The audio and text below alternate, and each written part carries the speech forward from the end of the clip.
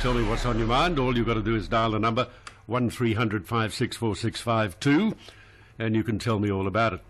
Across the world where street gangs reign supreme, and in some areas, in some big cities they certainly do, neighbourhoods become accustomed to drug crime and the sound of gunfire. It's really sad, you know, from the streets of Mexico to Sydney CBD, one man's seen it all, and he now joins me in the studio. His name is Brett Stevens. He worked as a police officer for about 13 years, seeing some of the worst sights in New South Wales. He then spent years travelling the globe as a photojournalist, studying crime and tactics and statistics. And he's with me in the studio now. Brett Stevens, good morning and welcome to the program. Thank you, John. Good morning. You've seen about everything, haven't you, in relation to crime? Yeah, I've seen a lot of hard stuff happen, yes. Yeah, and now you've written about it. What made you decide to write about it? Well, I had a few things. I was seeing what was happening with Black Lives Matter in the US and the angst that was still occurring like 20 years later after I'd spent all that time in South Los Angeles and New York. And then I had the incident, I was there at Cronulla riots, like firsthand. I also saw the progression of the gangs throughout southwest Sydney. And then I had the incident with my son at Miranda where he jumped in to save a kid against bikies who were armed with pistols. That was a bad story. Well, what it did, it highlighted that even in a sort of a well-off, tranquil kind of area as the Sutherland Shire is, you still tend to be owned and by a violent minority. And what I came to realise, the more I thought about it, that throughout the world, all these cultures I've seen, all these communities I've seen, not so much countries, communities, we see a peaceful majority in every single community, but every single community was owned in some way by a violent minority. And many times that's not really bad, like in China, they're not really violent, Japan, same. But in South Los Angeles, that violent minority is extremely violent. In certain areas of Latin America, that violent minority is extremely violent. And what we're seeing is it's being transported into more and more, you know, Western culture. Do we have that violence here in Australia? Well, I like to say that there's the Mount Everest and we're at the base camp, definitely. There is something going on. We're seeing drive-bys. We're seeing gang members on the streets with guns and lots of drugs and all the money they make from that. There's plenty of money around.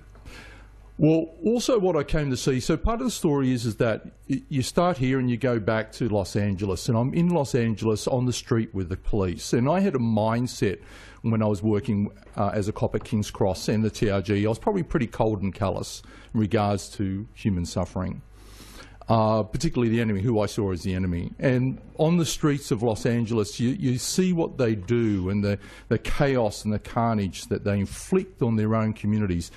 And you become pretty cold and callous to their death, and you, in fact, you applaud it.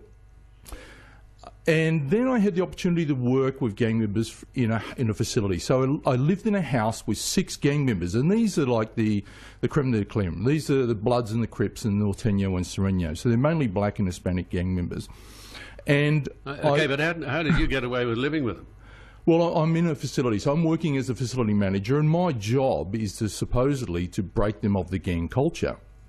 It didn't really work. And these guys had all gone to prison, and they've all said, yes, we'd like to get out of the gang culture, which they didn't.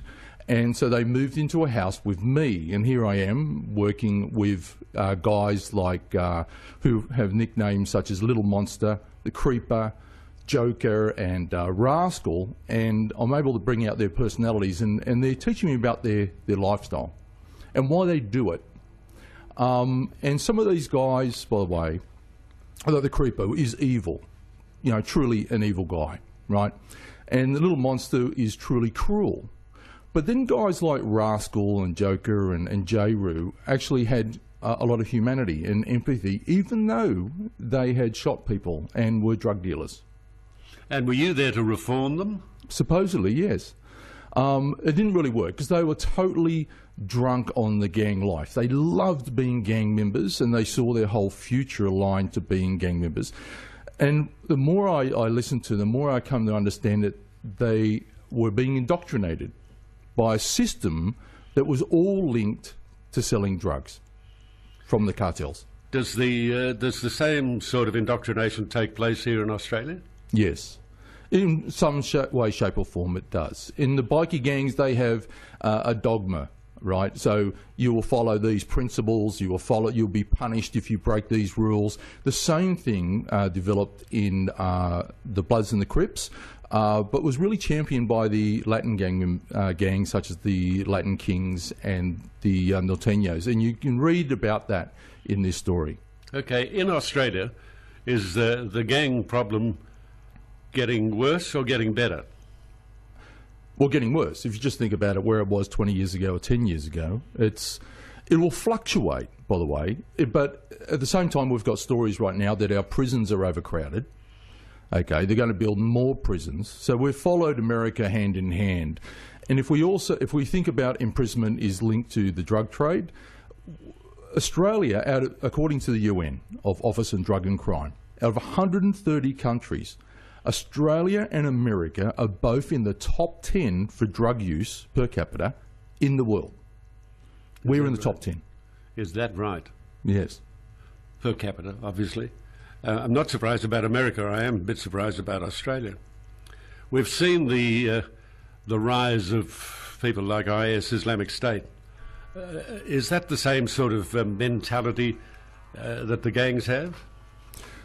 Yeah, I would say yes. It's a system where they indoctrinate and manipulate young men. And so, and I'll give you this example. When I was working with the gang members, I used to listen to a lot of gangster rap, right? There was one point where I actually started thinking being a member of a gang and doing drive-bys was actually pretty cool. And I was a guy in my mid-30s with kids and an ex-policeman who suddenly started thinking that was a great outcome was to be a gang member and do drive-bys.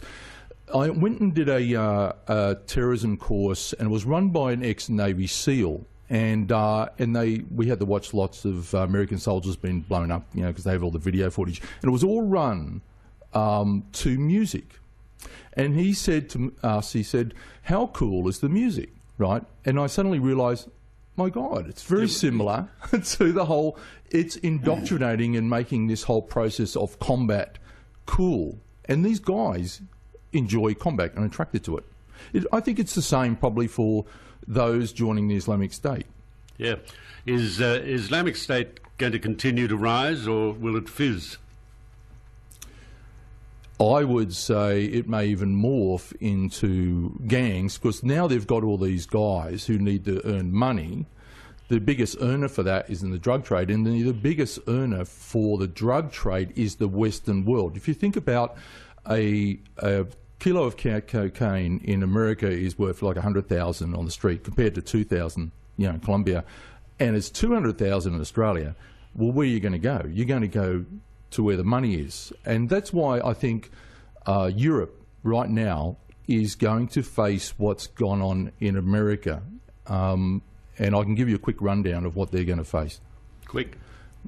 Latin America had a population explosion. At the same time, you had the drug cartels start their production operations. It poured into America, and they didn't try and stop it.